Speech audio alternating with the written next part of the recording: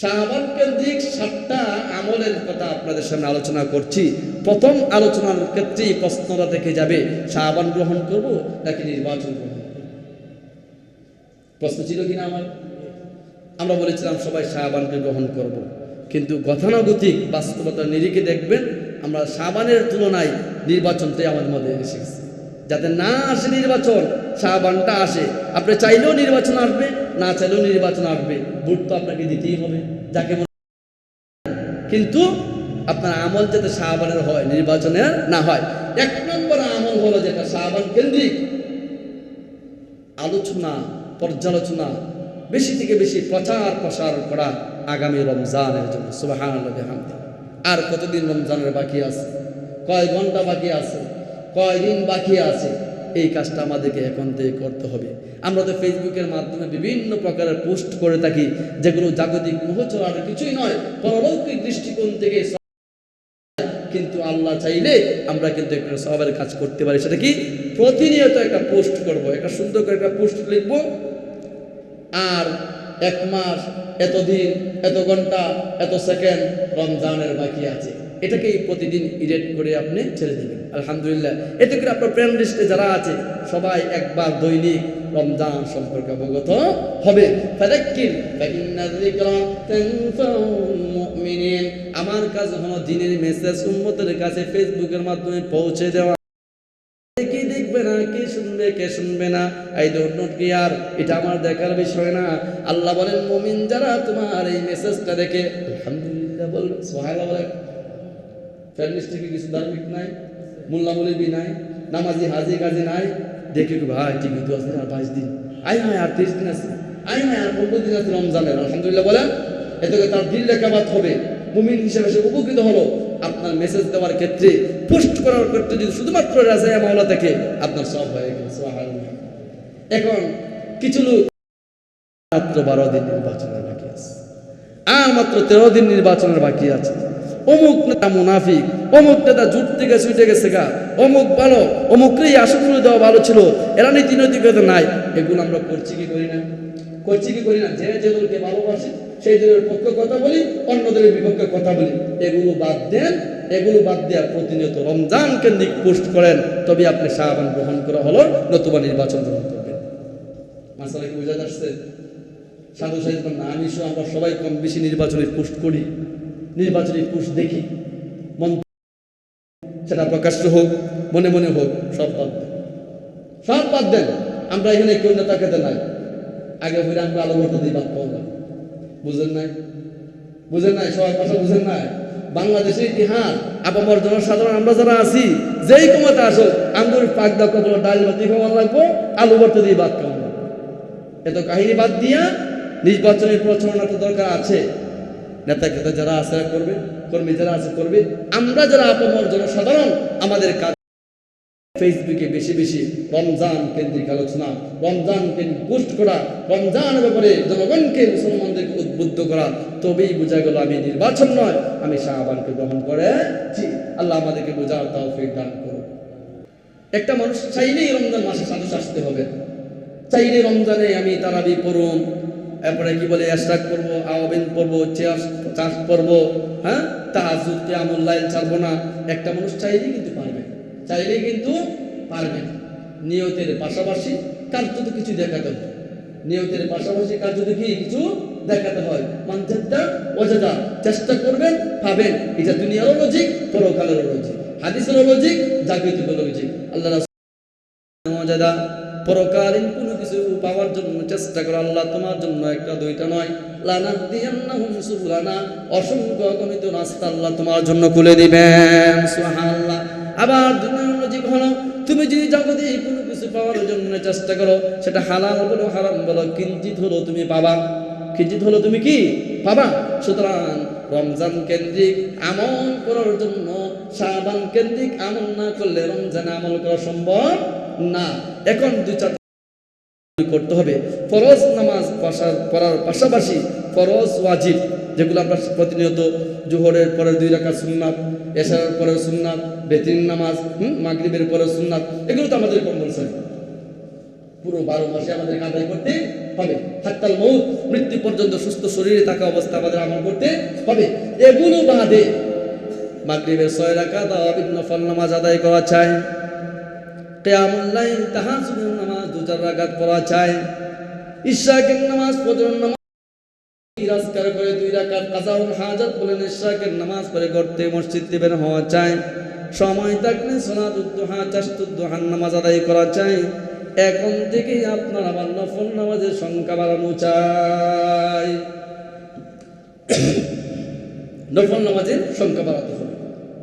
যদি এখন থেকে আপনি নফল ইবাদতের প্রতি উদ্বুদ্ধ না হন, একটু সচেষ্ট না হন, জাগ্রত না হন, আপনি চাইলেই রমজানে যে ইশরাক, আওয়াবিন, চার, তাহাজ্জুদ সম্ভব না, নাকি স্যার? সম্ভব? আপনাকে ইশরাকের নামাজ পড়তে হবে, আওয়াবিন নামাজ পড়তে হবে, নফল নামাজ মসজিদে আসার পরে 15 মিনিট সময় বাকি আছে, কথার কথা আপনি বসে থাকবেন, দরকার নাই। 2 রাকাত নফল নামাজ পড়েন, তাহিয়াতুল মসজিদ, ভালো লাগে না? সুন্নত পড়েন, ভালো লাগেন না? উমরি কাজ আদায় করেন, ভালো লাগেন না? আল্লাহর কাছে কাজায়ে হাজাত নামাজ পড়েন। নামাজের সংখ্যা বাড়াতে হবে, নফল নামাজের সংখ্যা বাড়াতে হবে। মাগরিবের নামাজের পরে যাদের কাজ নাই, অবসর আছেন, সুন্নত সহ 6 রাকাত নফল নামাজ পড়েন। আল্লাহ নফল ইবাদত বন্দেগীর সব আপনার আমলনামায় জমা করে দিবেন। মোহতারাম হাজির, বলতেছিলাম শাবান কেন্দ্রিক 3 নম্বর আমল হলো নফল নামাজের সংখ্যা বাড়ানো চাই, নফল নামাজের সংখ্যা বাড়ানো চাই। 4 নম্বর হলো রোজা রাখার পরও অনর্থক কথাবার্তা, রোজা রাখার পরও মিথ্যা বলা, রোজা রাখার পরও গীবত করা, গীবত শোনা, শেখায়াত করা, শেখায়াত শোনা, এগুলো আমাদের সমাজে বুড়ি বুড়ি অভাব নাই। আলেম বলেন, জালেম বলেন, সবাই দলমত নির্বিশেষে আজকে হয়ে গেছে। গীবত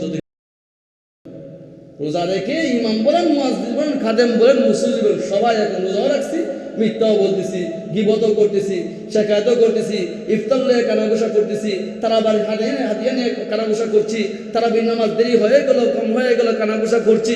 এক কথায় সবাই এখন আমরা এটার মধ্যে লিপ্ত হয়ে গেছি।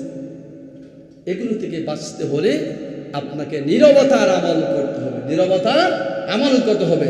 মান সাকাতা ফাকাদ নাজা আও কামা ক্বালা নবী আলাইহিস সালাতু বলেন, মানুষ মুসলমান যত বেশি চুপ থাকবে, দুনিয়া এবং আখিরাতে আল্লাহ তোমাকে নিরাপদ রাখবেন। অতএব আমাদের উচিত হলো এই মাসে, শাবান মাসে একেবারেই প্রয়োজন ছাড়া কোনো কথা বলবো না। সেটা পারিবারিক হোক, সেটা আমার ধার্মিকভাবে হোক, সেটা আমার জাগতিক হোক। আমার যদি কোনো স্বার্থ থাকে, আমার যদি কোনো মোহ থাকে, আল্লাহ এবং রাসূলের রেজা যদি থাকে, কথা বলবো, নতুবা কথা বলবো না। এই নীরব কেন্দ্রিক আমল, নীরবতা কেন্দ্রিক আমল যদি এই মাসে আমি করতে পারি, তবেই রমজানের রোজা রেখে আমার দ্বারা নীরবতা সম্ভব। কথা বলুন। আর যদি মনে করেন হুজুর কই লইব, 20টা বছর পরে বুড়ের মাস, মা সবাই দেখি সাধু, কেউ কথা বল না, কে 20টা বছর পরে কি মাস? আমার মায়ের কয় কি অফু তুমি আইবা কামনাকে বুট কত মান্না দল সন্ধ্যা জুটতে ছুটে গেছে, তুমি বুট দিয়ে লাভ কি? আমার কইছে, আমি কইছি 1 লক্ষ টাকা লাগলো মায়, আমি আমু, আমার শখটা ভোট দিব। আল্লাহ কেন 20টা বছর পরে ভোটের সময় কইছে, আর পাইবে কিনা হায়াতে রাই আছে, তো ভোট দিতে হবে না সাধু সাধনকে। এখন ভোটের মাস কাটতে হবে। এখন যদি কোন হুজুর এটা কইলেন কি 15 বছর পরে নির্বাচন স্বাধীনভাবে পাইলাম, এখন নির্বাচনের আলোচনা করো না, নিয়ে চুপ করে বসে থাকবো, এটা কি হয়? এই প্রশ্ন যারা করেন উত্তর আগে দিয়েছি। আপনি শাবান গ্রহণ করেন নাই, আপনি নির্বাচন গ্রহণ করেছেন। হ্যাঁ, পরিবেশী পরিস্থিতির শিকার হয়তো আমরা নির্বাচন কেন্দ্রিক নাগরিক হিসাবে তো কথা বলবোই, কথা বলতে না চাইলেও বলতে, না হলেও শুনতে হবে। তবে এটা যাতে বাড়াবাড়ি না হয়ে যায়। দলকে ভালোবেসে অন্য দলকে কটাক্ষ করে কথা বলা, দলকে ভালোবাসার কারণে দল ইসলাম বিরোধী কাজ করার পরও এটাকে উপরে তোলা, যে দই করেন, যেই ব্যক্তিকে ভালোবাসেন, আমার দলকে জিতানোর জন্য, আমার ব্যক্তিকে উপরে রাখার জন্য আরেক দলকে ছোট করে বলা, আরেক দলের ব্যক্তিকে কষ্ট দিয়ে কথা বলা, এটাও কিন্তু বান্দার হক নষ্ট করলেন।